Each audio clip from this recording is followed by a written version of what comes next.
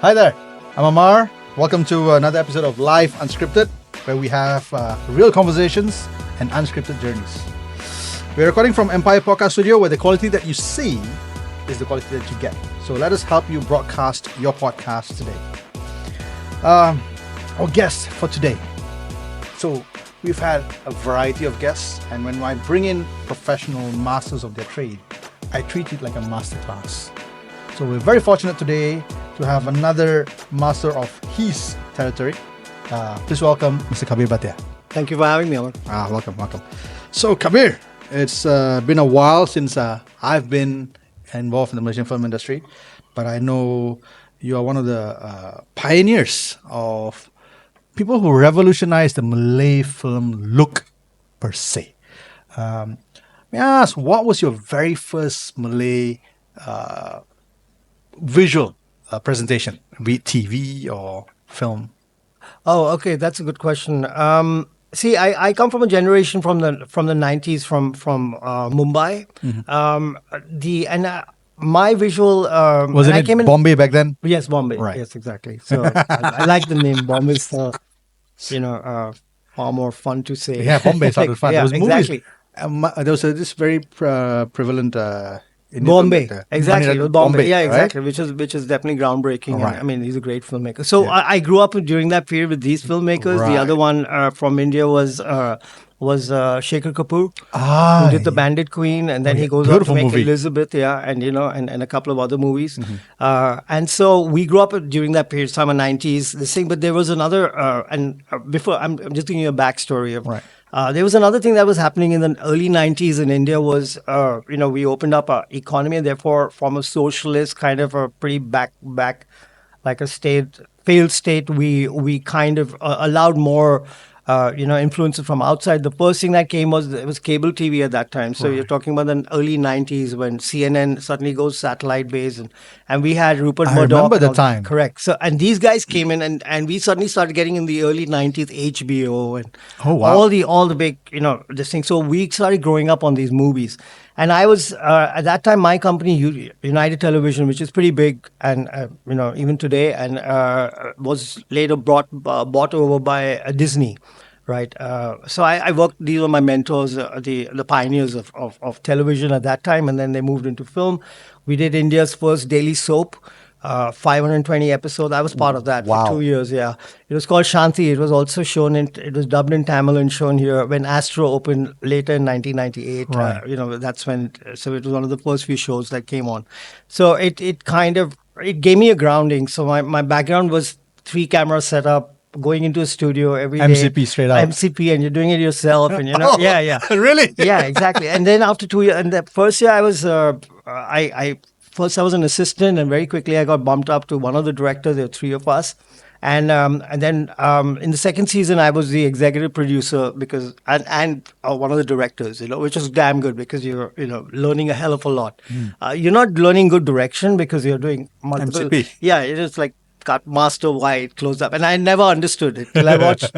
Funny, I'm jumping ahead, but I watched Kopi Thiam, the series, Right. and I learned from there because I studied quite closely. I think the Popia film directors had got it right. They had understood the language. So I went back and I studied the language of how and how it can automatically interpret to a cinematic this thing. So where is the master coming? Why on a punchline? Things like that. So I learned that kind of thing from how to do it with 3 cameras.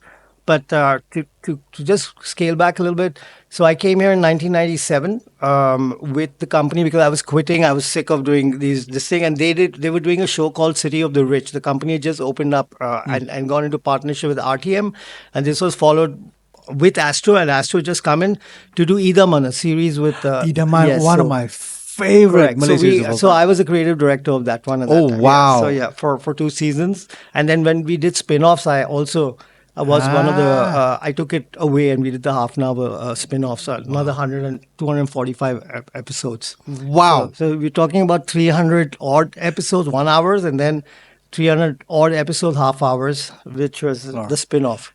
Bro, kudos for Idaman, because Idaman was one of the shows where Malaysians from all walks of life recognize who was Dato Jalaluddin Hassan. Correct, and he was playing a negative character, Yes. which is another great thing about it. My grandma So I have a grandma. My grandma she was Malaysian, but she's from World War II times.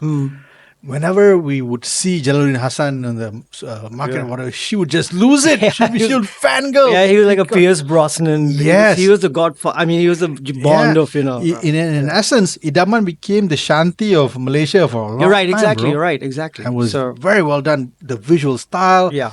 And you truly see all walks of Malaysian. There was Janet Khoo who played this True, yeah. heel. Dato' Jalan, he was, wow, bro. Yeah, amazing stuff. Correct. Wow, yeah, and a lot of that credit goes to the writing team and all that. They were all looked too much, Right. but that was in English, and that was a mistake. So they had all, and Dato' Jalaluddin, that's where I met him in English. I mean, without any disrespect, but it was funny because But he's the got plurals and this thing were getting all mixed up. And he has such a stylized version of Malay when he speaks. Correct, yeah. So that's when I think now we have the segregation T20 and everything else. Back then we didn't have, right? Yeah. But if you will say T20 Malay, it'll be Jalaluddin Hassan because he's so like Saya Tasuka, like whoa. Yeah. So there's a little bit of a story of inspiration there. So I grew up watching that, and I love Jalaluddin Hassan because of how he did. So when I first got my first break to do my first telly, I wrote my entire script to make sure I could have him. But my producer at that time was like, bro, you cannot afford Jalaluddin Hassan for an entire telly movie. This is how much budget we have. First time director, right? So it's like, you know what? Okay, I'll give you 1 day. Okay. Write your scene so that you can have him for 1 day. Right. So my first telly movie, I had Dato' Jalaluddin Hassan on it. Thanks to your show, because Idaman, I basically wrote the character around that character that he played in Idaman, but as a more older version. So yes, no, but it's so interesting that you had the exact experience of how a good product can come out with because you're writing it yourself, so you know how to use them as well. Yeah. And you could have spaced it in a way that we don't really notice he's sparingly used, but you're using him properly, I'm sure. Yeah. And that I think is the right way to approach it. I think so. Yeah. Wow, this is like how a good piece of work like fully influences somebody else to bring it up, right? Yeah. I've worked with some people from India. Santosh Tundil, one of the DOPs of Kuch Kuch Hota Hai, I worked with him and everything else. And the thing that I know about India is when a filmmaker comes from India, one of their most respected institution is Pune Institute. So where did you get your schooling So from? there are two ways, because and we knew this, it is because it's such a vast market and it has so many opportunities. You can go into films in the 90s. We could go into films. We could have gone into ads, and we could have gone into television. I chose television because still there was, like I told you, 520 episodes is a grounding, the confidence is there.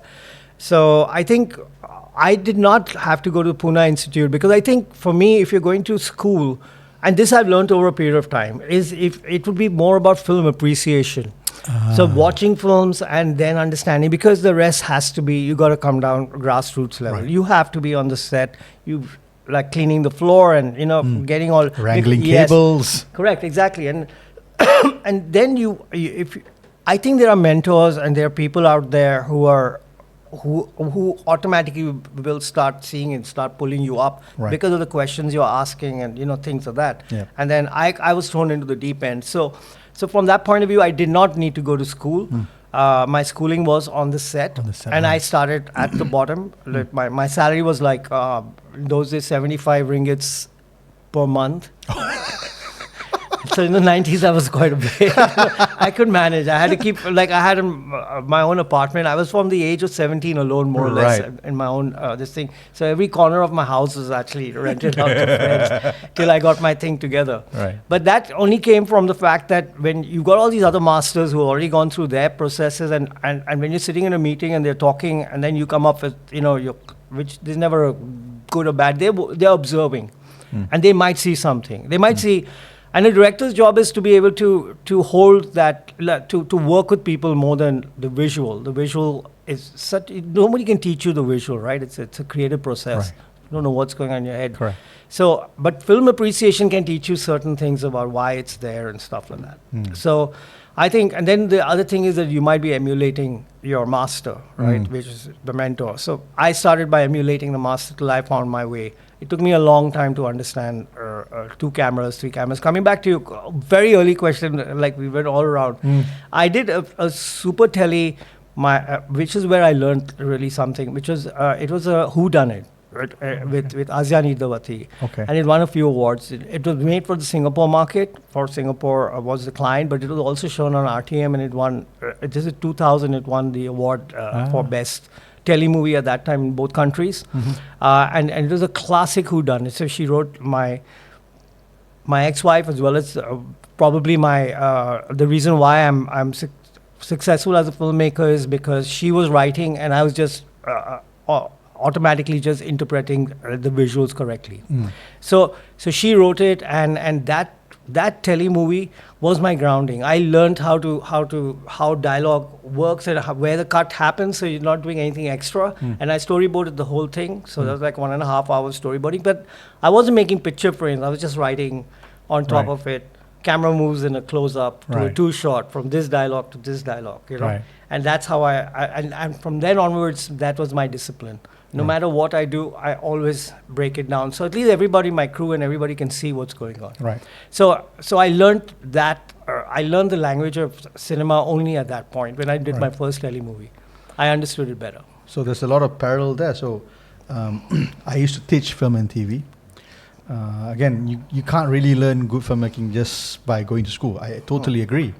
So although my major was in visual effects. As a matter of fact, my last year in college, I majored in visual effects. I got an offer to intern with the company that made the first Matrix movie because I went to college in Australia. Yeah. Wow. That's like, and it's still that, oh my God, that's amazing like, movie. Yeah, right? you can't. But being Indian, my parents said, like, come back and become a lecturer, it's way better. What is this film nonsense? But the film was a bug. It just was just annoying at me.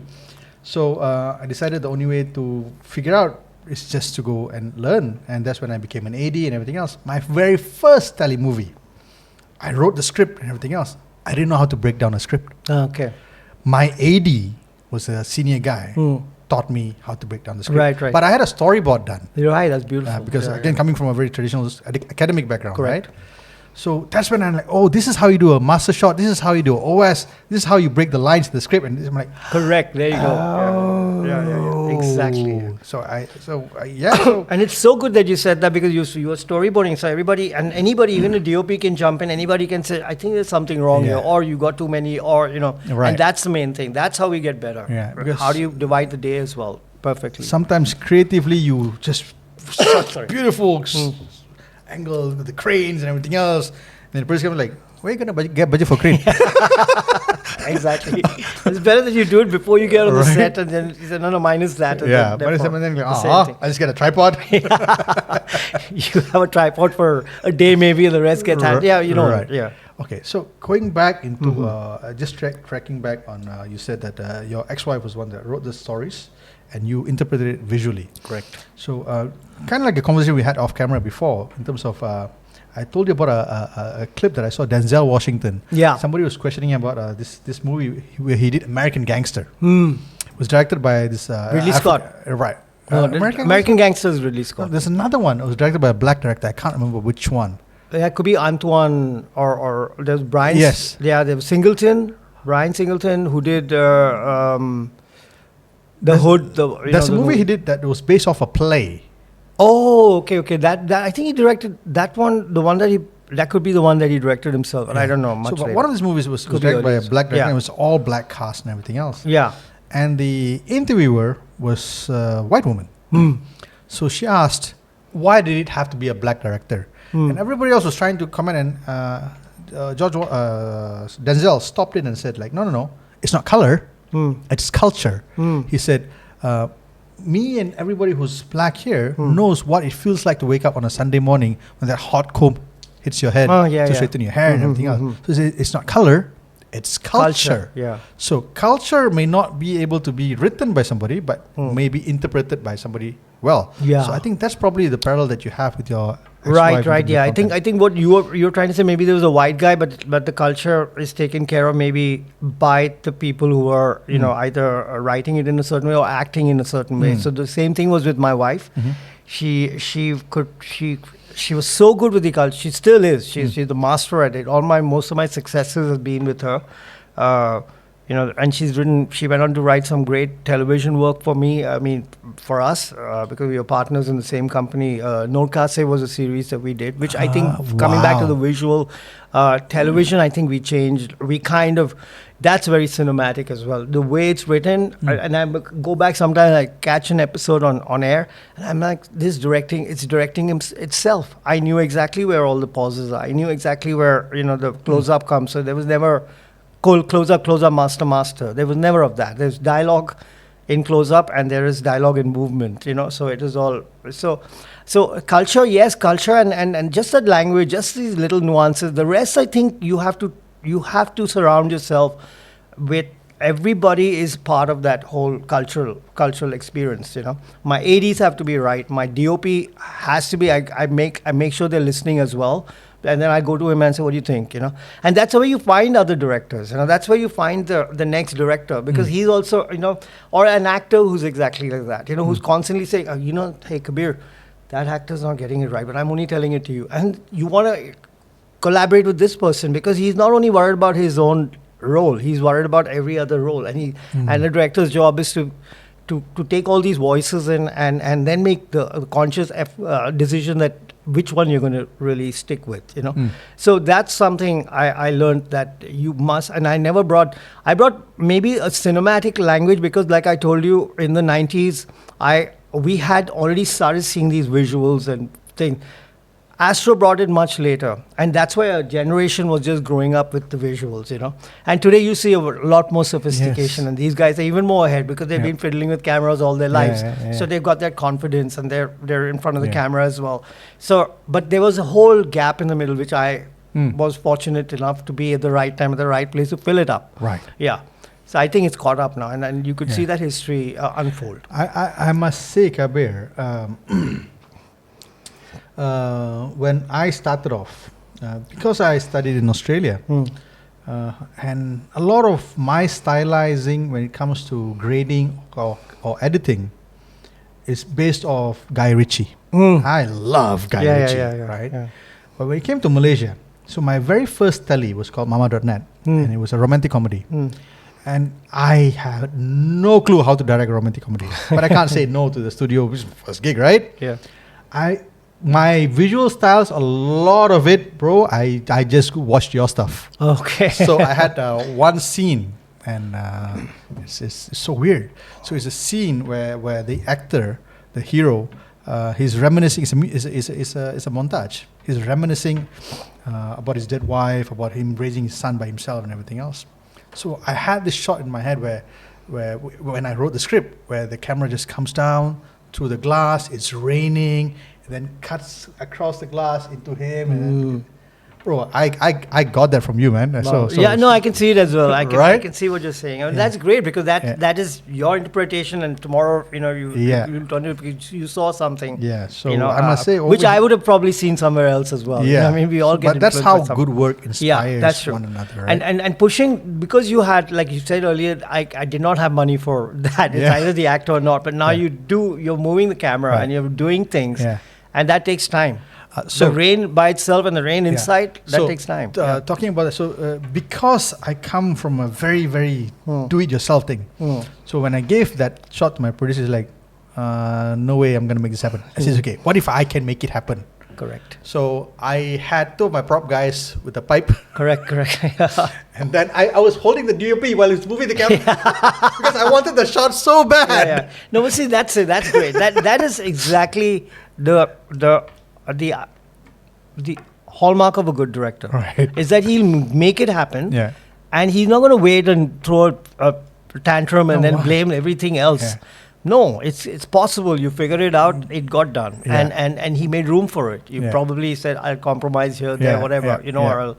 I took a massive pay cut. I'm like, I want my look. There you go. So I've done that all my life. I think I suffer because of that. but it keeps me relevant till even Right. today. And Right. I don't think as a director, I think a lot of us start peaking, or are constantly. As long as you can reinvent yourself, I think you can go on forever. Right. As long as you're physically strong enough to Right. handle the pace and all that. So speaking about reinventing, Kabir, let's talk a little bit of evolution of cinema per se. And I'm not going to talk about massive cinema. I'm going to talk about things that are relevant here. 10, 20 years ago, nobody would think that shows from Korea would go crazy. It's huge even in India. Yeah. In Malaysia, don't have to say it. Yeah. And now I see this trend that's happening with South Indian movies. Hmm. Now back in the day, South Indian movies was very South Indian centric per se. When, like the audiences would just be there. I met one of the directors of this new movie for this actor called Vijay. I'm not sure if you know him. I've heard of him. Yeah. So there's a movie called Goat, I've heard of Goat. greatest of all time. Yeah. Technically, I wouldn't say it's a great movie, Oh. but it had. So he said, outside of India, Malaysia is the second largest consumer of South Indian movies, Interesting. and that is not by South Indians who live here. By Because everybody. there's very small population of South Indians who live Correct. here. Exactly. Yeah. So a lot of the Malay mainstream market love South Indian movies. Correct. Yeah. And one of the success stories of South Indian movies is this movie called Maharaja. Yeah. Right. on I just saw it Netflix, recently. Right? Yeah. People went crazy for It it. has a great twist at the end. Right? It's like, wow. Yeah. So cinema has evolved into more of a world language. Yeah, Because it's a yeah. story of a father and a Yeah. daughter. Everybody can feel the pain. Correct. Although it has its cultural context, but it's general. There's a movie from Thailand, How to Make Millions Before Grandma Dies. That's right. That's also it's coming on my feed right now. Yeah. So, to be honest, I've not fully watched it. I love the idea. Yeah. But the story is basically a family story where they have to get money before the grandma dies. It's Oscar nominated, Yes. right? It's Awesome. so Yes. it's Thailand. So with this kind of evolution, and I am, I would say, baby stepping back into directing slowly because I've left it for a while. How does one stay relevant in today's world and age? Because you have all these new ways of telling a story, and with technology taking a giant bite into how you do things. How much is the technicality important over the actual storytelling? I think actual storytelling is the main thing. I think we all my life. I think a lot of my movies, and I'll go back to. I've done these kind of stories. In fact, I had a grandmother that I always wanted to kill, and I used to think of her. The best way to tell stories, and I've done twisted. I've done even short stories. I had a series a long time ago called Panggung, which used to be on Astro, and they were all short stories. And I'm talking 2001 or something. I did it, or 2000, and they were 13 half hours I had, and they're all twisted. So I've always I've always had, because I was Jeffrey Archer and Roald Dahl and all these other writers. Twisted short tales are sometimes easier, how to kill your grandmother. But obviously, things have to go wrong because, or I don't know what they've done, and I can imagine what it is. I'm still doing that stuff, and it's very hard for me to actually get them mainstream recognition. I did a movie called Sambuni, which I was so proud of in 2012. It's a fantasy horror, but it's got twist upon twist, and it didn't do well at the box office. And I started giving up hope. But recently, TikTok called me and told me, "Hey, we'd like you to come and be a mentor on something." I said, "Why?" And then I realized that my movie just got released on YouTube, and it had like 400 comments from TikTok users who were very proudly owning it, like, "Oh, I'm here first, and is anyone from FB here?" And I'm like, "What's going on here? Who are these people?" So you can find a new audience, and that's. Technically, it was okay. It's still a decent movie. It had a monster in a rubber suit, which is very embarrassing. But when these people are watching it, because they're watching it free, they're watching it for the story content, and they love it. And it was also shot on 5D, 7D at that time. And this is just before we had the Reds and all that. I couldn't afford it, in fact. So I was shooting my movies and releasing it on 35mm. At that time, it was okay. It looked nice because. Look at what has happened since then. We've got 6K, 8K quality. Yeah. And your cameras are probably easy for me to bump up because it's digital. It's just how the presentation style. So with all that in mind, I think technically you can still always be relevant because there's so much you can see. But to tell a story, is damn hard, and we should not be emulating anybody else. We should be like, take the twist. Like Sheriff has a pretty good, like after a long time, I was really happy that I've always said, if you have censorship and you're not allowing the mind to really, go absolutely wherever it goes. Like in real life, a lot of stuff happens.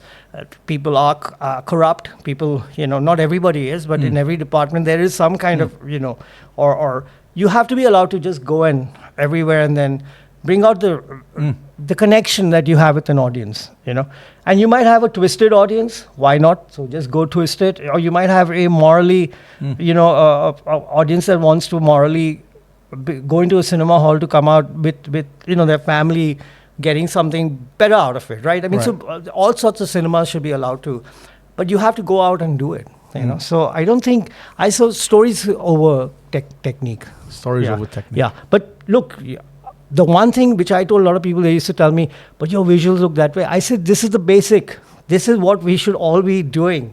And then our story should take over precedence. So I've never thought, like, if I can do it, you can do it. But I didn't come from school. It's observation and it's inspiration, and wait till you get that right visual and then go with it. So it's nothing like, that technique should be with every kid. And I think now every kid has it. Because when you see anybody's new work, sometimes you get a grab. Watching a grab ad comes, and I'm like, wow, look at that visual. How did he get that? How much are they spending on this stuff? Right. So if he's doing it and that ad is there, everybody should be just emulating that. Now let's see whether you can tell a story. And otherwise you fall in that trap. Oh, I saw that guy's story, and you don't want to see Korean cinema because they're they're off the charts, but we can also be that. Right. Yeah. So, in that context, just a quick segue into censorship. So I attended a workshop with Finas, and one of the LPF guys were there. And then he said, like, right now LPF has closing both eyes sometimes, because he says there's no point in them trying to censor something, because they close one hole and another 10 holes open up elsewhere. So they do not have enough ways. So they're saying that they're starting to leave it to the people. Yeah, to it should be that practice way. Exactly. Right? Yeah. You know what's right for you. You know what's wrong Correct. for you. Yeah. Right. Evolving from that, some people take this idea of censorship too extreme. They're like, nope, I want to cut off everything that offends. Some go to the other end, like, no, I'm just going to offend. Yeah. Which tells a better story? Depends on who's consuming it. So I think both are telling a better story. Best story that the filmmaker can present, and it's up to your consumption. Right. If you like pornographic gore or something, go ahead. I mean, if it's allowed, and it depends on where you're putting it out there. If it's cinema, if the censorship and certain things, at least you should have that much common sense where you're going to go. Right. So if you think you can take the risk of independently putting it out there. Like there was controversy over 1-2 films that they were crowdfunding, and it went directly, YouTube, wherever, and I don't know how that monetary. There's nothing wrong. Let them go that route. You cannot stop the process. And as long as if they get there's defamation or there's somebody who gets very pissed off, go to court then. Let the court fight. Why is LPF getting into it? Right. That guy's just too scared to actually, you don't get involved. Don't worry. Let them. It's like our leaders, they do whatever they do, corruption happens and all. They go and they fight it out. Right. You don't know, you can't stop them from, of course you can tell them, please don't be, but this is not corruption. This is creativity. Right. And it's defend it in a way and justify it in a way, because if you say to me tomorrow, we want to also be, the Koreans can do it, even then let me do what the Koreans do. Yes. And then I'll give you all the examples and say, that's my case. The Koreans did this, so I'm done this, Right. And so what's the difference? So are we ready and mature enough to handle it? I think we are. I think we're just, this country is like, look at it. It's got all these cultures, and we have our nightclubs and we have our partying. Melting pot. Exactly, and everybody's doing their thing. So what's the problem? This is schizophrenia, I feel. Right. Yeah. But it's also, I think, coming to terms with what the country is per se. what is a country per se? Cinema has nothing. Cinema crosses like music. You know, Right. you don't want. Why are we like a paint? Why do you want to? Why are you defining yourself into a country unless you're selling the country as your product? That this is my culture. Yeah. But that's also in one lane. Yeah. Let it be in that lane. Let that cinema go. And let this cinema go. And let everything go in its. Because let the individuality also shine. Yeah. Right. That's how you get all the smart people. Otherwise, we're too scared, Right. and we'll never break into a Western. I mean, the world market. The world market. Yeah, the it's world market. funny you should say that because I saw a podcast a few weeks ago with Tony Fernandez, and this was when he was still See, head Tony, of BMG. I love him. Right? Yeah. He was the one who brought in Nasheed and Dangdut to mainstream in Malaysia. Wow. See, there Tony you go. Fernandez. Yeah. Because he listened to music, it's great music. But Exactly. he was educated abroad, Yes. so he learned to see Yeah. music as Yeah, and I see Tony is my biggest hero. If I want to make a biopic, I want to make a movie on Tony I Fernandez. probably say it to camera. Huh? So Tony, please, guys, please let me make it because I actually. He said something interesting, and I know it might get, but he said it, so I didn't say it. They asked him, "Do you speak Malay?" He said, "I don't speak Malay." So I was like, "Man, I can be off the hook for that. I don't even come from here." But my point really is that he's done so much, and he said another interesting thing. He says, "Look, his whole energy comes from the fact that Indonesian, old Pachi and all these guys, because that's really, lower income people at that time. They come up to him and say, truly we can fly now. Yeah. And maybe with Malaysians don't see that because it's already at a certain Yes. middle class level. Right. But that's the kind, and he gets his whole thing. And I draw from that because what he did was, with $1, he Yes. went and did all this.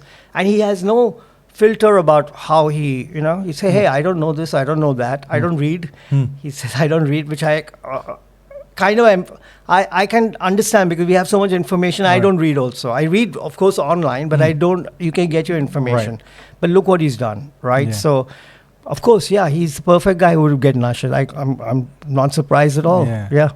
So, speaking of breaking through cultural boundaries and barriers, right? What has been one movie that is your go-to before you start your process? Like, for instance, before I've ported from television to business coaching and training. Before I start any major project, I always go back to this one movie again and again and again. That's Which Shawshank one? Redemption. Oh, okay. Wow. I Yeah. all-time favorite. I sit through the entire 2-3 hours of it again and again. There's one point in time I had a CD collection, DVD collection. Every time they come up with a Blu-ray or whatever, I have the full. Now it's all pointless because it's all digital, right? Yeah. So I would go to see Shawshank, and then after that it'll be a Rajini movie. Okay. I grew up in the 80s, so watching Rajini movies is very inspirational figure. Even off screen, he's a very inspirational man. Forget how he does his acting, but the mere inspiration that this 74-year-old still is doing groundbreaking stuff with worldwide recognition. And he's not delusional about how he sees other industries and who he is. Regular and grounded guy. yeah. He's a simple man. So Correct. that's always inspiring. So Shawshank for the look, the feel, and everything else. And this is one particular Rajini movie which I watched because it's invigorating. The music, the songs, everything else. So what is your go-to? I love the way you describe it, and it's good that maybe because I've done so much, so I can't keep it down to I have been lucky enough to move from a Guy Ritchie to a Tarantino to Akira Kurosawa to Stephen King in a kind of narrative, because that's what Shawshank is, right? So yes. it comes from there, right? That language of I can imagine how he was writing it, almost simplified, His name is Red. Yeah, exactly. Andy Difference. And I guess it was his time. The guy goes and hangs himself because he could not cope outside. Yeah. Those kind of things, so those come into your. So I can't really take it. I could take from there and then add it into something when I hear, something going on. So there's so many things that influence me. But like you would go to the seminal work of great, like if you're doing horror. Okay, you'd go to maybe the master, like the ones that really blow your mind, like an early Evil Dead, and then maybe an Exorcist, which is which is groundbreaking for its time, or a lot of Spielberg work, or a lot of Francis Ford Coppola. Akira Kurosawa because of the framing, the beautiful masters, the dissolves, and, and the tele lenses. I come from a school before we had lenses. We were using zoom lenses. Yeah. So my idea was how are these guys? Why is the background too sharp? And like how our phones are today. We wanted to get all that out because we didn't have all those 20, 30 layers of color information and all that. So we used to zoom in. So one of the ways I did most of my work before lenses came on the cameras was that I was zooming in to a certain point, so I was blurring the backgrounds. And therefore I was getting a cinematic look. And then moving the camera really fast so you get more space on left and right. So that was learned from Akira Kurosawa's filmmaking, Ran. So so Ran has all those kind of, so I did a lot of that, the central framing and, very difficult. Took me a long time to figure out the moving camera, and because that's a specific kind of editing. So I have always like moved around, and so I don't have one influence. It's scary to have one influence. But so it's a hard question to answer. It depends on the language that is playing in your head, and then you go back and look at that film. Okay. If it's narration based, like a Forrest Gump, but it's still also visual, for like a Life's Box of Chocolate or whatever, and that man died at that point. Those kind of narrations are historically based narration, and then it sticks in your head. So there's so many different films, and you can just go and say, that's the one I'm going to make, because that's the perfect film. Right. Yeah. So... or like a gangster movie, I think I would go straight to a Martin Scorsese early Goodfellas. Right. Since I was a child, I wanted to be a gangster. Right. And I'd set it up. Right. Yeah. American Gangster. Godfather. Ridley Scott is like, so even today, I was just like on my YouTube once in a while, I get a Napoleon. I don't really subscribe to too many things because I started stripping down all the visual, like I won't go more than Apple and maybe a Netflix. I don't have Prime. I don't have HBO. It's too much. Yes. And so because that really, my learning process is, I'm learning always, but I don't want too many. Right. Yeah. You just go. Yeah, so like if I'm working with a producer or a writer and I say, what's your influence? And that person says, that's the movie, I go off and I start doing my research on the filmmaker style. So essentially your process is you are script driven, story driven, or look driven? It's also collaborative driven. So if a writer or producer wants me to work on something, I'll ask them, what are you basing your what do you want to do it on? And then they'll tell me this is the style, like it's Ridley Scott or it's Wes Anderson or whoever, right? So then I have to say, all right, and then I'd say, am I the right director for it? Can I do it, or can I try it this guy's style? Would you like to see what he's done? And if we all get on the same picture, then that's where I'm going with it. Okay. Yeah. So going into director style, what would you say your niche is? My niche is moving camera. I'm known for it, and in fact, I stopped doing television for a long period of time because I was getting stale. Because I was very prolific when I was running my company, Filmscape, for a long period of time. And then people say, he moves his camera, he does this. And I was like, what the hell? What is this? We know his style. So immediately now I don't do any television over here. The last thing I did was, which I'm very proud of, it was just nominated recently at the Busan for Best Asian Content, was The Last Bout. It was 1930s Singapore. We did 10 episodes. I actually saw a YouTube video of that. But it's great. It was really nice. It was shot all over here, 100% over here. Oh, wow. Yeah, with the local crew. The actors came from there. It was a mix of actors from here and there and crew from here and there. But generally, it was a Malaysian product. And that is a great thing that we today, because they don't have those kind of 1930s, 1930s was a very different period, which I suddenly learned about Singapore. Singapore is a colony. Well, a British colony that was set up by the British. Yes. That means it's not like Malacca came and all this history, thousands of years. Yeah. This is a small colony. It's there. That's why you see more of that British, Raphael and all these landmarks on their waterfronts. Bit like Penang has. Right. Raphael's same founder. Correct, yeah. Singapore, Penang, and Adelaide. You're right, founder. Exactly, yeah. Sister cities. You're right, yeah. And I was in... I think Darwin has some influence as well, those stilt houses. That you see. The same guy who was building that in the 80s, 1800s over here as well, So So yeah, so at that time, the Shaw brothers, if you remember the Shaw Yes, brothers, the ones right? who funded Piramli. Correct. They started more with a Genting idea. So this Mm. is before the cinema came in. So you had like gambling, and you had cabaret, and you Yes. had every Friday night boxing. Yeah. So the last bout, we set it over there with these two guys who come from two different backgrounds. One is poorer, and the other guy is actually from a sophisticated Penang. In fact, his father's an architect, moved over there, and how these two guys are fighting in the ring, with the cabaret in the background, where these women are also suffering and are trying to find their own space.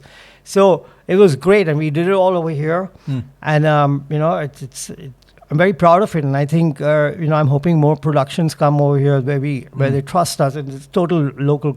Local crew. Yeah, and local everything crew, else. everyone, and very strong personality. So it's not only me. I don't. In fact, the art, the person who did the art has just been nominated for the Asia TV Awards for that work as well. I see. And she was reluctant. She was like, "Oh, I don't want to do this too long. I got ads. I can do all this." I said, "Please just do this one." And she was so happy because she didn't expect that. Right. So yeah, we are doing things over here that's Right. quite interesting. Which I must say is a beautiful idea of collaboration Yeah. that you brought about. So just a little bit of background for you about Singapore. Singapore, up to the point where you joined Malaysia, it was a bit of a sin city. It was the Vegas of this part of the I world. never knew that. Right? And it was the Vegas of this part of the world. But historically, Singapore was owned by Thailand. Oh, the I didn't king know of that Siam either. ruled over Mm. Singapore. Mm. And Malaysia was founded essentially by the history of Parameswara, Yeah. who was from Palembang, went to Singapore, got into some trouble there, Oh, I didn't know that. killed the prince or the Oh. king there, and then ran off to Malacca and founded Malacca, and that's how Malaysia started the history of it. Yeah. So it's always been a territory of Siam. Interestingly, you bring it up because let's go back and a little bit. Let's be a little controversial. I'm considering that both of us come from a different, I'm a Hindu who converted to Islam. Because I married my wife and I got no issues because it's for me I'm open enough for it's a great religion as well, no problem. Is that there's that transition period, and I read about it and I was trying to figure out why do people do that, right? Why would you transition from here? And it didn't take a long period. It took maybe a generation. Yes. Right. His grandson pretty much cemented. That's 20, 30 years of this thing.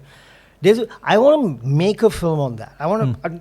Probably not a film, even a series, because there's so much of material. Yeah. But it informs you, and there has to be parallels to the thinking and why we are secular, why we should not forget this this movement across, and we should understand what happened, what was going on in the 12th and 13th, 14th century. Right. It was the golden age of Islam. Yes. Right. So correct. it could be that they're looking at so you can show the culture in a bigger way and a more informed way that that we're not condemning a religion, but we are seeing a change in lifestyle. Evolution. Like how the Crusades was the peak of... Because the Crusade was... before that was the Crusades, the Inquisition. Correct. Was Inquisition was the Dark Ages of correct. it. So the Christianity was on the wane. And while Islam was actually open and science was being created. Science was there. Everything was there. Correct. Chemical equations. Exactly. Astrology. There's a beautiful scene in Ridley Scott's a movie as well where the king offers. Salahuddin offers him ice water. And the guy's like, "What is this?" Correct. And so there was so much of progress where these guys were secular kings who were He picks up when he takes over Jerusalem, he picks up the Christ, as they say, and he leaves it there because he's that kind of human being. So we can all, that's exactly the kind of movies we should make. It should. Or series. Yes. It's a great series. Speaking about generational stuff, like for example. And that's a great, sorry, I'm just jumping in because you mentioned it's Singapore's history in a way. Yeah. That's where you can get funding from both sides and and join it. Because and you can even get Thailand involved. Exactly, it's a regional right. thing, right? Because it's becoming a regional thing per se. You can get it from India if the Indians are they don't give funding, but you can change things around. Like for example, I'm technically 4th generation Malaysian. That means I only have one grandfather who came from India. Okay, but everybody else is here. So. I relate to being Malaysian more than I do to being Indian. Yeah. Because I went to India twice, and both times I was like, Not for me. Not for me. I'm getting out of here. Yeah, it's like I don't. This is my grandfather. You can have a good time. Wow, I'm grateful that he moved up because I can't relate. Correct. And I keep getting sick. The food, because I thought I'm Indian, I'm going back to the motherland, I'm going to have Indian food. Like, no, bro. No, I got sick on the first day. I went recently, and I was like, oh man. And then my friend who gave me these malai chicken kofta, milky. Oh, Day one, I said I'm screwed, and he said, okay, my parents have a very strong medication. He fixed me in a day. Oh. But that happens to us. Yeah. But I can see how very few people can take straight off the bat. It's very different. So I go there for pilgrimages or whatever it is, and then that's it. But I can't relate. But Malaysia to me is home in Stunning. That state, right? It's mind-blowing. And I have a son now. My son is already 5th generation Malaysian. I would say 2nd generation Filipino. Right, he's mixed, right? Yeah, Right. So it gets a bit more complex, but he's also got Indian blood in him. And all this, from my perspective as a filmmaker and everything else, this is a beautiful story. This is a great story actually. What you just told me. Yeah, that's waiting to be happening. I keep imagining the story like I have this one grandfather. He came, and the story starts with my son, who doesn't look Indian at all. And then you trace back, like, how is this guy Indian? And suddenly there's a parallel between these two universes. Which is interesting, because what if he goes there and he has a connection because your grandfather, look, it's possible. There are a lot of friends of mine. There's a common friend of ours, who went there and he loved the whole idea of train journey, hanging right out and all that. So a lot of people actually said, because it might bring out that, that little something, which is missing, which you'll have to ask every individual person why. Like you mentioned it brilliantly. I get it. I tell a lot of my friends, you're going to find it hard if you don't have me next to you coming over there. You're gonna be like, get off the boat quickly. So there's a lot of parallels and interesting ways of telling stories. Correct. The human condition per se, the evolution of the human condition. So what is next in your arsenal of storytelling, Kabir? So I have a movie which it's called Chakao, and I was very inspired by the COVID, the pandemic, because at the minute we shut down, in my mind, my apocalyptic movie was going on. Like, oh, this is going to happen, and I was lit because of that, and I felt like that's when I felt like the whole world has come together, and because there's nothing you can do about it. And I mean, it's an invisible force that's killing everywhere, and you can say no, I want to be an anti-vax, whatever. But and you could also see that the minute you go into a lockdown, already you can start seeing where the problems are going to go. There was also transition of government, which happened suddenly, and happened like 3 not times. Everyone's choice, exactly 3 times. Not everyone, including an emergency that nobody knows what that is. And for 2 years, a lot of us as filmmakers were stuck. While, take it from the point of view of a filmmaker, a director was redundant, a producer probably redundant, but the actor wasn't. The actor his career took off he was an influencer now. Right, he was doing his own advertising. He discovered TikTok. Now he doesn't give a shit about filmmaking. He just keeps that little ID that I have to be relevant, and the rest he's selling his vape, or he's selling his the next car, whatever. I mean, every brand on earth can be sold, and that's the main business that goes on. So I meet a lot of actors, and I see between shots they've got a whole entourage and they're doing their videos. And then I asked one actor, I said, how are you making out of this? Oh, from Instagram I make about 1 million ringgits. Only from Instagram. My Lord. How old are you? 25. I was like, wow. So there was all that happening during. So my movie that I made is actually a ode to that, to the anti. I call the because I did a movie called Juang. I was actually part of a directing team. We were 5 directors, and we made about all the frontliners. And I had a beautiful. I enjoyed it. It was actually on the AirAsia first flight to Wuhan, and the conflict between the passengers who don't want to wait for one passenger to fly off, while this purser, the steward is saying, no, I don't leave anyone behind, and he's just new on the job. So it had that nice, human element to it. But this one I wanted to make on the corrupt, on the scammers, on the people who are like fringe. For example, the illegals, they call it. Oh, they've put everything on them, But I wanted to actually humanize them, but at the same time, I wanted that kind of Guy Ritchie kind of, twist in the tale. So it's an omnibus story. It's the reason why we are thinking of how we're going to release it is because there's this bias towards the whole COVID thing. You're making a movie. No, man, I'm saying that imagine you go out to make a zombie movies and apocalyptic movies, you got to see it from that point of view, that everybody's surviving in a certain way and we all exist. And partly it's also biographical because I have my own character in it, and I was looking after the security guard down who became my Sikh guy, local guy, was a really, really funny guy, much older, and he had he had that kind of fatalistic kind of I'm so what you're gonna die someday kind of, and he was sick, he was not well, he was 60, I was 50 at that time, and so I said, okay, you come and stay with me, and I became see, I'm doing the thing, right? Becoming a central character. Very tough to but I put that into the movie as an inspiration, and so that's what keeps you going, because you still have these stories, and for the first time I could put myself as a character. So it's self-indulgent, but not as me, but as a filmmaker who thinks he's got everything under control, but he doesn't. It's all falling apart around. Right. So that's the story. Speaking of involving yourself as a character, so I was an actor first. Begrudgingly, because I didn't enjoy acting. I got some good roles, but I don't know. I don't like waiting. It drives me nuts. You're a filmmaker, that's why. Yeah. You're come on there and you're on already, because there's 70,000 things. Every time I see you. people do something, when I'm on set, and especially with another director set, when I see the crew fucking up and everything else, I'm like, can I just go and can I just fix this? But it's not your set, so you just got to set up. Correct. So I read a lot during this time before there was internet and everything else. But one of the things that I hated when I auditioned was some of these directors, they don't know how to act. Or they have no understanding of actors. Yeah.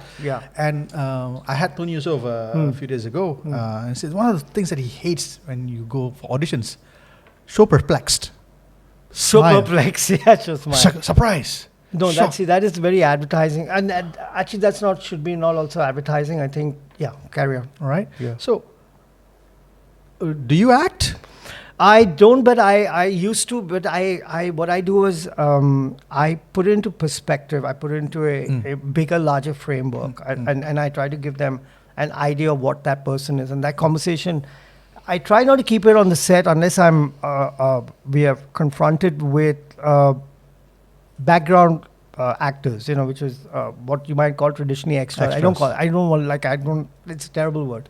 And background actors actually filling up the frame, and he's as intelligent as anybody else. He just needs to be informed and so I put them also into a framework that this is an important thing you're doing, because you are actually you're going to kill these people because of this kind of way of feeling. So the minute you put them into that mind space, take after take, they're in on it, because you're constantly telling them that I can't make this movie if you 15 guys at the back are not concentrated totally into it, and then you want them to come back and see it, and then you allow them. So for me, I think those are the ways I try to engage everybody. At the same time, there are a lot of actors who don't want to be told 10 times. Like during the process of when you are in a read, or I guess a read, I don't really do too many rehearsal unless somebody wants to. And in today's day and age, you can sometimes just take the actor aside. You don't need everybody there, so you can concentrate on one actor, and you can do it in your spare time or his time, and you can constantly do that. So sometimes with newcomers, I would love to do it.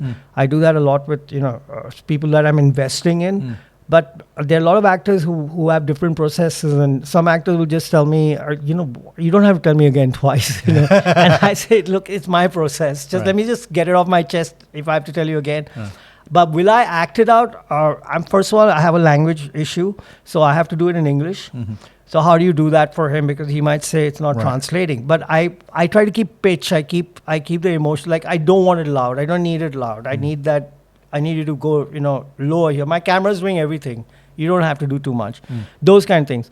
But I'll try to take one take for myself and one for them as well. Okay. Like, where do you want to go with this? Okay. So a lot of times you don't have much time, so you have to, and luckily we're not bound by reel. We've got digital, so you Yes. can just keep going. Right. And I might get 1 second from you. I'm an editor as well, by the way. I don't know whether you are. I am. Correct. So Right. so for me, editing is the main Right. thing. So I'm doing that in my mind as well. Right. So I know that's it. I don't need anything. I've got Right. that, and then I can cut there, and it's already playing. Right. That's how I sleep at night. By the way, when I'm making a movie, yeah, I cut the entire day's footage in my head because you're buzzed, right?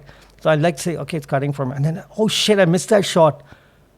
I call my AD head in the middle. I need to take one shot tomorrow. Right. The actor's there, right? I missed something. Yeah, so I'm editing it and then I crash out. Right. Yeah, so that's the idea. So that's a wonderful thing that you said, because I saw an interview with Gary Oldman, and when he was doing Batman Begins with Christopher Nolan, he says Christopher Nolan, and the entire year that he was doing, Christopher Nolan gave him direction one time, which is he did one take, and Christopher Nolan just came to him and said, like, everything depends on it. That's the only direction he gave him. Yeah. And then he went off and But that's it. That's it. Informed, like so. And you're telling Gary Oldman, who's played all the greatest villains in the '90s, right, from professional to even shots in the BMW shots. With So he's played the devil, right? So everything depends on it. It's a excellent way of putting, and it appeals to the actor's greatness because then he knows that at that point I'm not Gordon. I played bigger villains. Right. What am I playing? Gordon? Who's Gordon? Nobody. Right. But everything depends on it. Right. It's a So great game. how is your casting process? Let's say an actor comes and they cast for a role, for whatever role that you've not had an actor in the mind. What would you ask them to do? If a lot of that's a very good question, because I think all actors should be open to the whole idea of at least meeting the director and letting him feel. So a lot of actors hate it. Like there's some of the, and it's sad because I've missed out on an opportunity of working with actors because they just don't like to be in that process. They don't, they feel vulnerable. It's nothing. It's not ego as well.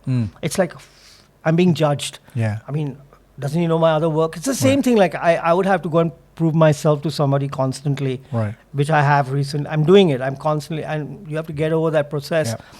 So I don't know. I really, if I see something and I really want the actor, I bypass that process straight away. Okay. I say, you know what? Forget it. We'll work through it. Okay. We'll work through it because I really want you that badly. I think my camera is perfect for you. But then there are some actors that I don't have to worry. Like Aflin Shauki is my favorite, and I know him from a long time because he's a genius. I think he's a great genius because he can do anything, and he will always give you what you want because he understands your story. And then I'll go off and say, what do you think is wrong with it? What would you do differently? And then he'll go off on and I'll make that space. Right. Very few guys. One take, because one take and the next camera angle, do you want to do something else? Right. Those kind of actors are great to work with. Yeah. There are some actors who I've seen, they are not only worried about themselves, they look at everything. And I find those ones are also the great actors. It doesn't matter how good they are in their role, but they're so aware of everybody else's role because they are playing off those people. Right. And they're like looking at me like this guy's not getting it. And so I love that actor has his own space as well. Right. Like because he's like, I can turn to him and say, I don't understand these lines. What do you think? Right. And they'll interpret it for you better. And they might not want to tell the other actor because he's senior, but they're whispering it in my ears and it helps me tell them. So that brings back a very scary memory.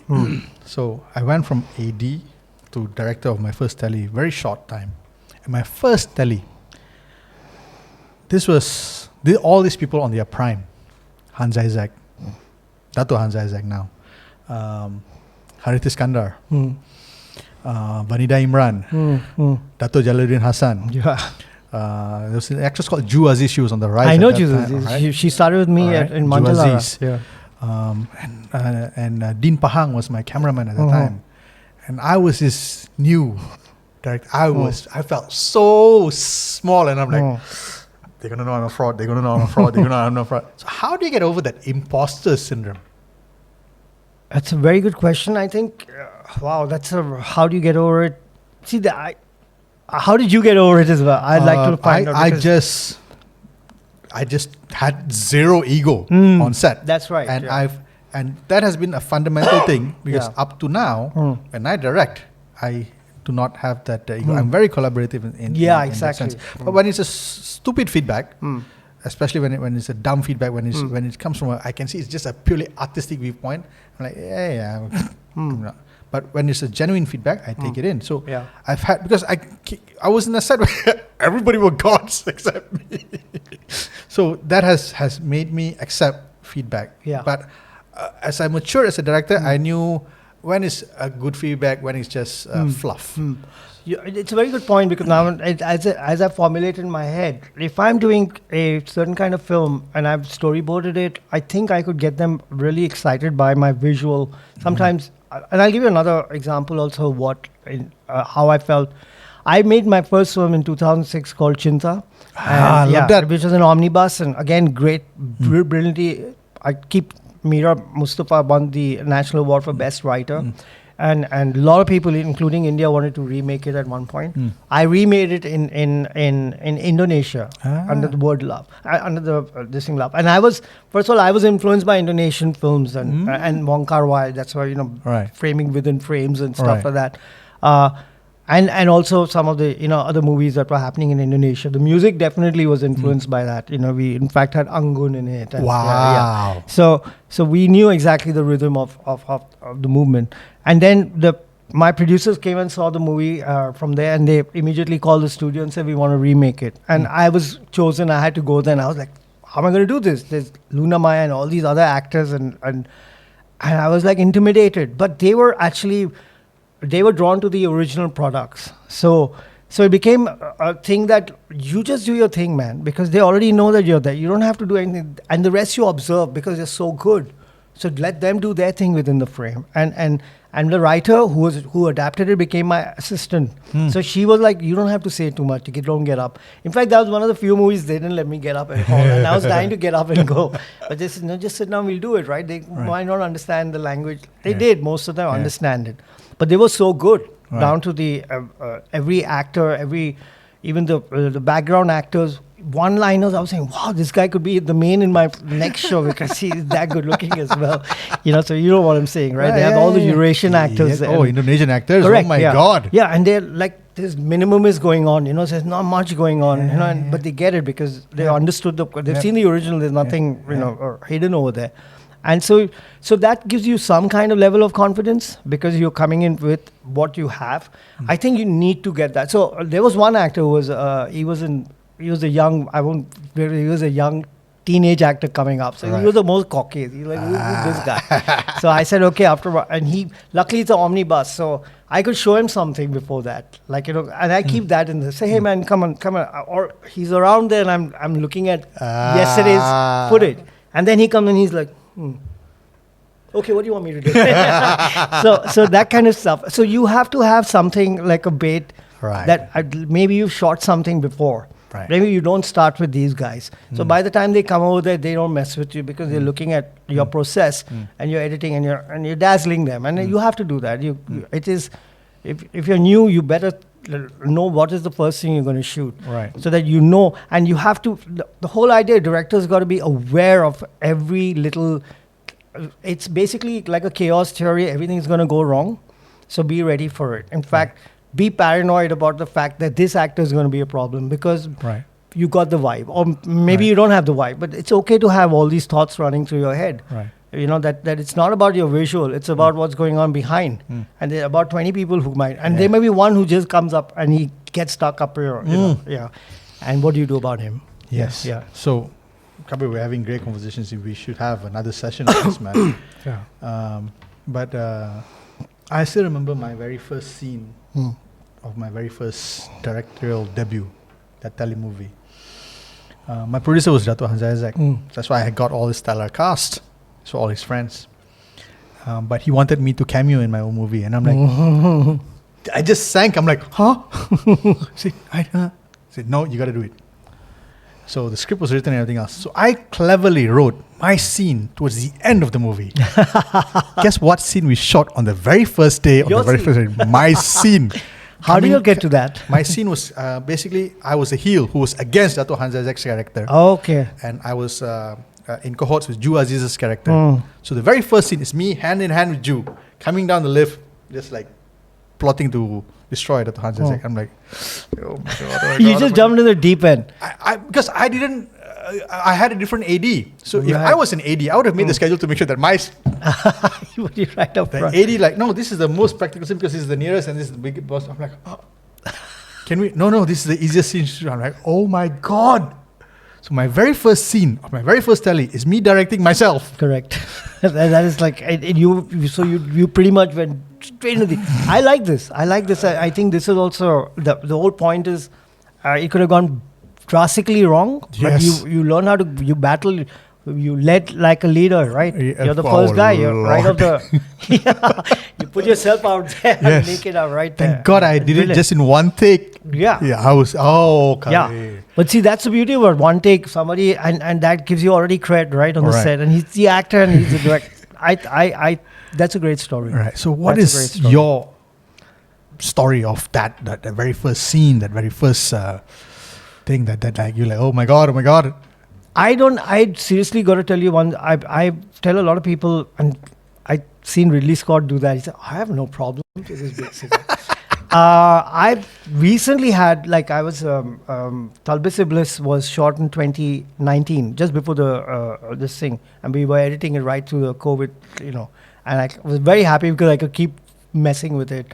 And one of the actors, she's solid, and so I was correcting the script as I went along, which I usually don't do, but we had problems with the script, and she was against the idea of she said, you're messing, you're compromising. I said, I'm not compromising, I'm improving, but in order to do that, she gave me a different rendition of her performance, and I was horrified and mortified. I didn't know how to control it. For the first time in my life, after so many years, I did not do, because the time is going, it's horror, and it's late, and I'm like, I'll never get the next shot. I'm screwed. And I could not, and so I had to think on my feet. The next day what I did was, I took I got my editor, I said, look, re-edit that scene and put this soundtrack, take the audio out, because the problem was the audio, like her interpretation. And it just totally changed because we tricked it so I could show it to her. For me, that was actually something I feel is the biggest thing I've ever done to because the next day, continuation of the rest of the scene, which was quite long, she gave me a totally different performance based on what I had edited the night before, of course. And it still works because all I had to do was play with the audio. Right. And she was playing a demon. So you can play anything, but that interpretation that she gave me, I didn't want for the rest of the scene. I wanted the demon. I wanted like a vicious, something. So she didn't want to play it that way. I don't know. Some actors might not be comfortable playing it. I feel that is also true to they don't like. They take on these roles, but they don't enjoy it because there's that whole. Will it come in? Will I, all that stuff going on. But I had to do it that way. So that was the closest to tell you the truth. Right. But I did, in the 90s, when they gave me my break first time, I was hardly an assistant. I was barely an assistant. And my mentor, who was the creative director and director, said, you'll be directing in 1 month's time. This big 1 year, 260 episode show. And my producer calls me in, he's eating his salad in the up. Kabir, there's no way you're going to do it. You've never done it. I can't take the chance. So, we'll look about it. You understand? And I became smaller and smaller in my chair. And then I went back to my mentor. He said, it's okay. You start as my assistant, then we'll see. And 1 month later, he just disappeared from the set and left it to me. And I had to, on the very first day, I had to light up a new set, which was this police station set, right? Which is always nice. You can put light through the bars. And half a day is gone, I'm doing that. And as usual, the EPs and the PMs are like, he doesn't know what he's doing. And they call the guy, my mentor comes and he said, so what's wrong? I said, no, I'm just lighting that. He said, you lighting that? You just lit that? Yeah. Okay, bye. He went off. Because it looks damn good. Right. So, and he knew it takes time to do it. So that's the feedback. That's exactly like you got stuck into it. I had to stick to my own, principles that I'm going to just do what I know is right for it. That's the only way I can I'm taking more time, but it's a 1 year process. They can wait 2-3 hours. Yeah. All right, Kabir, it's been very interesting. It's been great also because it's great that you sharing your own. I would love to know more about because I've not seen that work, but maybe you can share some of that work. Sure. It really helps. Right. So as we wrap this up, I want to do a little bit of a game. Okay. Where I'm going to ask you. I'm going to mention some names. Okay. But tell me the first word that pops into your head. Okay. Don't worry, we're not getting into trouble. All right. Tom Cruise.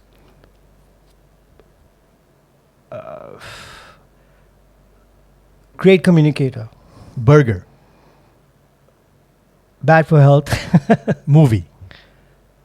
My life. Piramli. Genius. Car. Tesla. Rajinikanth. Great human. Money. Need it all the time. Love. We've got enough of it. Kabir Bhatia. Just another person. All right, Kabir. Yeah. Thank you very much for coming on my podcast. I hope we have more of it. This was a great masterclass live session. I truly enjoyed this session. Also, me too. Thanks a lot. This is one of the better ones. Thank you for that. Can you say that to the camera? That's one of the better ones I've ever had. This is really, I love podcasts because, and you're the best host because I understand now because you're sharing your stories. You're a filmmaker as well. Yeah. And I hope you do some more work. And I hope so too. Work together. Yeah. I'm very calculative in what I do now. Hey, I've got I'm saying it on camera as well. I'm speaking about it. Maybe I'm going to be doing something soon. I want you to see whether you'll act in it. You might like it. Okay. Yeah. I'll tell you that after. If it happens. Yeah. But I'd love you to come and audition for it. Awesome. Are you going to make me do Perplex? No. Oh yeah, there's Perplex. I'm seriously going to tell you. I'm not giving you more than that. It's Perplex. It's Amuse. It's Emphatic. Oh Lord. Okay. All right. Thank you, everybody. I hope you guys enjoyed this episode of Life Unscripted with Amar Delon featuring Kabir Bhatia. This episode was shot entirely in Empire Podcast Studio, where the quality that you see is the quality that you get. Let us help you broadcast your podcast. See you until the next episode.